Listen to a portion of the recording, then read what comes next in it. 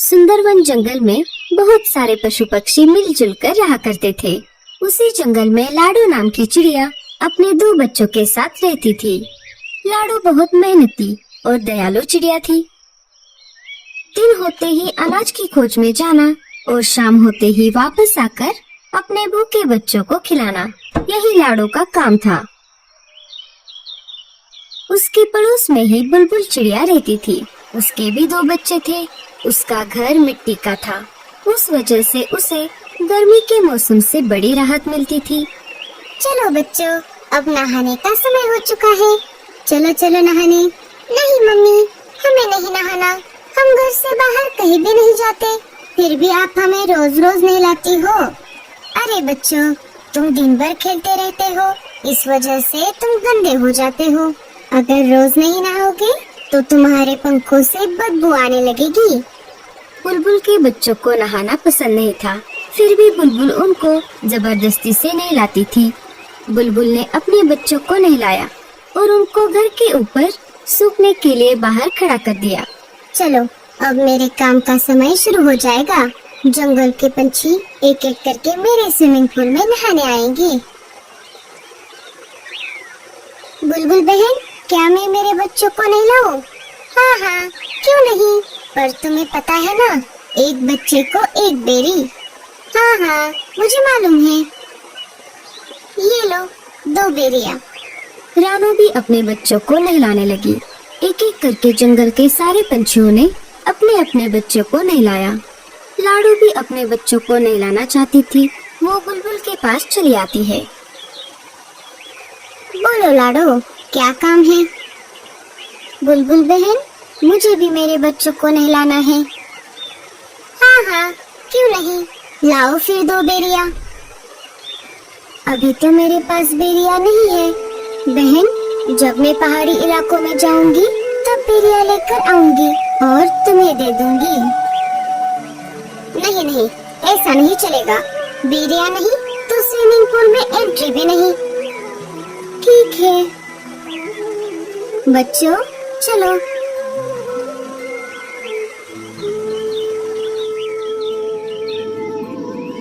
माँ, हमें भी बुलबुल आंटी की स्विमिंग पूल में नहाना है।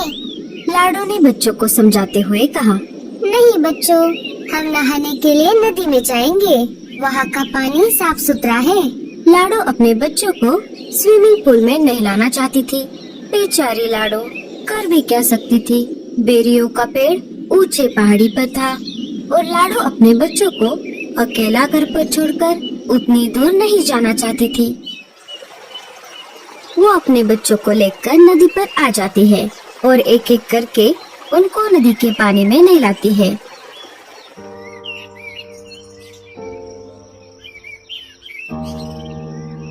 अरे लाडो, ऐसे उदास क्यों बैठी हो? क्या कुछ परेशानी है? अरे नहीं कालू भैया, ऐसी कोई बात नहीं है। सोनू मोनू को बुलबुल चिड़िया के स्विमिंग पूल में नहाने की बहुत इच्छा है, लेकिन वो नहाने के बदले बेरियों की मांग कर रही है और अभी तो मेरे पास बेरिया नहीं है। बेरिया लाने के लिए मुझे ऊंचे पहाड़ी पर जाना होगा, पर मैं मेरे बच्चों को घर पर अकेला छोड़कर उतनी दूर नहीं जा सकती। बस इतनी सी बात, मैं हूँ ना, मैं पहाड़ी इलाकों में जाकर बेरिया ले आऊंगा। बड़े आए जाने वाले। क्यों जी, आपके पास कोई दूसरा काम नहीं है क्या? ना बीवी है ना बच्चे। आप एक काम करो, सारे पंछियों के काम फोकट में करो। अरे गोरी, मैं तो ऐसे ही कह रहा था। मैं पहाड़ी इलाकों में जाता रहता हूँ ना, इसीलिए मैंने ऐसा कहा। तुम भी ना गोरी। बहुत दिनों से जग्गू सेब मांग रहा है, क्या आपने ला कर दिया? कोई जरूरत नहीं है किसी की मदद करने की। अब सीधा मेरे साथ घर चलो। कालू कौवा वहाँ से चला जाता है। मम्मी, मुझे भी स्विमिंग पूल में नहाना है। अरे जग्गू, तुझे नहाने की कोई जरूरत नहीं है, तू तो वैसे भी साफ सुथरा है। लाडो उदास बैठी थी कि तभी वहाँ पर भूरा कौवा आ जाता है। भूरे ने सारी बात सुन ली थी। लाडो, तुम परेशान क्यों होती हो? मैंने अभी अभी सब सुन लिया है। तुम एक काम क्यों नहीं करती? मैं तुम्हारे बच्चों की देखभाल करता हूँ। तुम पहाड़ी इलाकों में जाकर बेरिया लेकर आओ। लाडो को बूढ़े पर बिल्कुल भी भरोसा नहीं था, लेकिन उसे बच्चों को स्विमिंग पूल में नहलाना भी था। फिर भी लाडो ने बूढ़े से पूछा, लेकिन तुम मेरी मदद क्यों कर रहे हो? अरे मैं भी बहुत दिनों से बेरिया खाने की सोच रहा हूँ। तुम आते समय मेरे लिए भी बेरिया लेकर आना। अच्छा ठीक है, तो मैं चलती हूँ। तुम मेरे बच्चों का ध्यान रखना। लाडो बेरिया लाने के लिए पहाड़ी इलाकों की ओर चल पड़ती है। अरे वाह, ये तो बहुत अच्छा हुआ। मुझे पता चला है पहाड़ी इलाकों से हमारी जंगल की ओर तेज तूफान आ रहा है। मुझे नहीं लगता कि लाडो उस तेज तूफान में बच पाएगी। फिर मैं इन दो बच्चों को घर से बाहर फेंक दूंगा।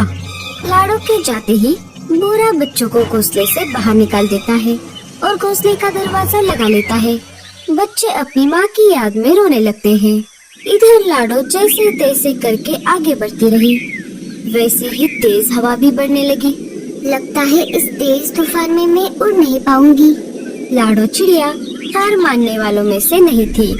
बड़ी कठिनाइयों का सामना करते हुए वो आगे बढ़ती रही। तभी उसके सामने से मीनू मौसी उड़ते हुए आ जाती है। अरे लाडो, ये क्या कर रही हो? चलो वापस। बारिश के साथ साथ बहुत बड़ा तूफान भी आने वाला है। अच्छा ठीक है मौसी। वो दोनों वापस जंगल में आ जाती है। लाडो, बहुत तेज बारिश शुरू हो गई है। तुम एक काम करो, बारिश रुकने तक मेरे घर में रुक जाओ। बारिश थमते ही चली जाना। दोनों मीनू मौसी के घोंसले के अंदर चली जाती है। बारिश अपने जोरों पर थी। मेरे बच्चे ठीक तो होंगे ना?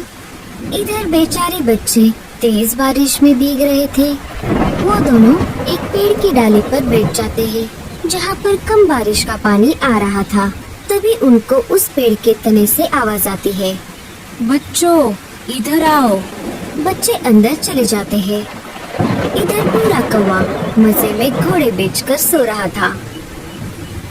तभी एक तेज हवा का झोंका आ जाता है और बूढ़े कौवे का घोंसला पानी में गिर जाता है। बूढ़ा घर का दरवाजा खोल नहीं पाता और वो डूब जाता है। थोड़ी देर बाद बारिश कम हो जाती है।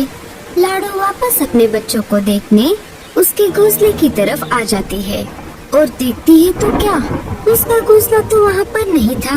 वो सब तरफ खोज करने लगती है। तभी उसे बुलबुल चिड़िया मिट्टी में दबी हुई दिखाई देती है। लाडो, मुझे बचाओ। मेरा मिट्टी का घर बारिश में गल गया और मैं मिट्टी में धंस गई। अपनी जान की परवाह न करते हुए लाडो बुलबुल चिड़िया को गीली मिट्टी से बाहर निकालती है। लाडो, मुझे माफ कर दो। मैंने तुम्हारे साथ बहुत बुरा बर्ताव किया। लाडो बुलबुल को कुछ न बोलते हुए अपने बच्चों को खोजने लगी। तभी पेड़ के तने से बच्चे बाहर आ गए और अपनी माँ को पुकारने लगे, माँ, हम यहाँ पर हैं। लाडो अपने बच्चों को देखकर बहुत खुश हो गई। अरे मेरे बच्चों, तुम कहाँ पर गए थे? माँ, आपके जाते ही उस बुरे अंकल ने हमें घर से बाहर निकाला था और हम यहाँ पर आ गए थे। हमें इन बूढ़ी दादी ने बचाया। माँ जी, आपका बहुत बहुत धन्यवाद। अगर आप मेरे बच्चों को आसरा न देती तो मेरे बच्चे इस तेज बारिश को सह नहीं पाते। कुछ दिन गुजर जाते हैं।